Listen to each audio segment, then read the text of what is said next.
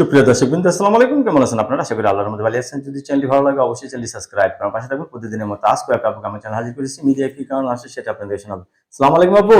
ওয়ালাইকুম সালাম। আপু ভালো আছেন? হ্যাঁ, ভালো। আচ্ছা, আপু কি বিয়ে শাদী বসবেন? হ্যাঁ, বসবো।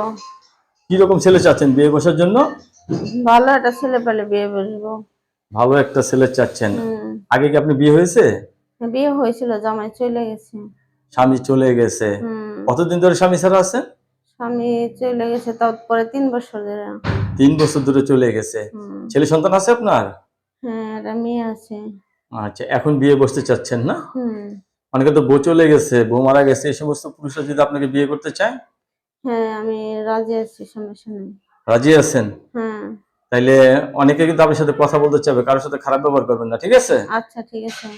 দর্শক, আপুর কথাগুলো শুনলেন। আপুর স্বামী নেই, তো আপু নতুন করে সংসার করতে চাচ্ছে। ছেলে যে বয়সেরই হোক, আপুর কোনো সমস্যা নেই, ঠিক না? হুম।